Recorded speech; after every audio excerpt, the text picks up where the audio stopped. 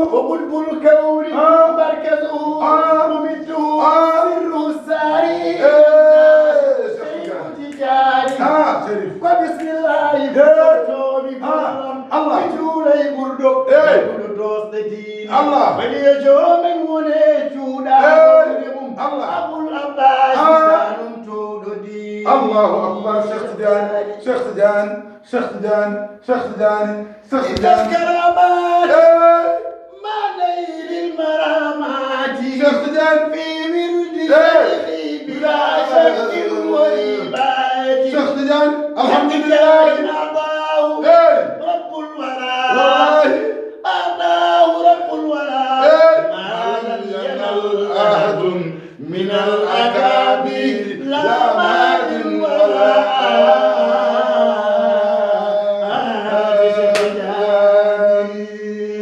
حمدا لمن حمدا لمن قد سقاني حمدا لمن ويتود ودني on لمن يتود ودني on قد سقى قد سقى سقانا on جرند من كاس الشوق تجاري كاس الشوق تجاري أي حمدوجي دي فوق ودني on الله أكبر. وي الحمد والمهم يومكم بالله نحو استغراق كدنا الحمد الحمد ينقسم على 4 أقسام حمد قديم لقديم حمد حادث لقديم حمد قديم لحادث حادث لقديم الله يتنو الله يدو الله يتنو تغورم يدو تغور الله يتنو الله يدو تغور الله يتنو يتي تغور يدو الحمد يفوق من كاس الصوت تجاري وسلم يا إلهي على نبي ذي الأمان وآله والكرام وآله ذي الديان يا رب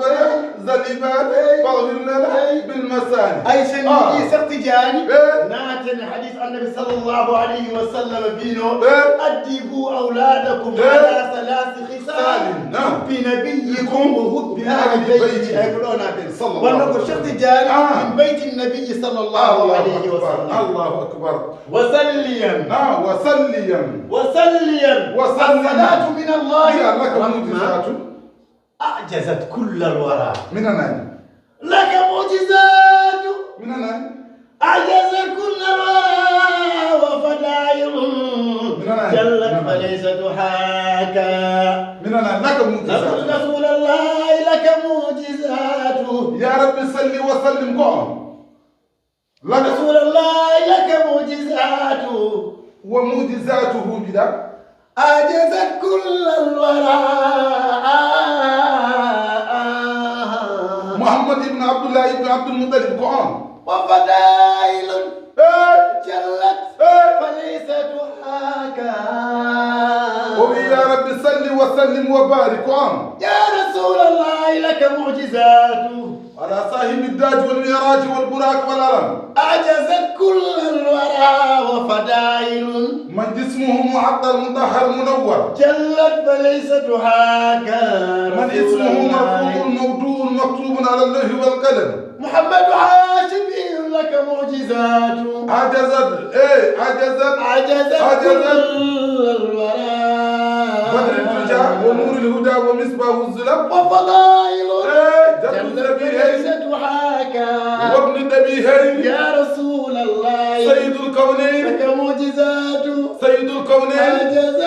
عجزت كل الورى سيد الكونين الحبيب الزين قرة العين سيدنا ومن أخلاقه قبل النبوة مجانبة كراهة والهرام ويأمرهم بأفعال وينهاهم بأقوال لعام يهب حق حيث يكون جدا به يدعى الأمين من الأوان.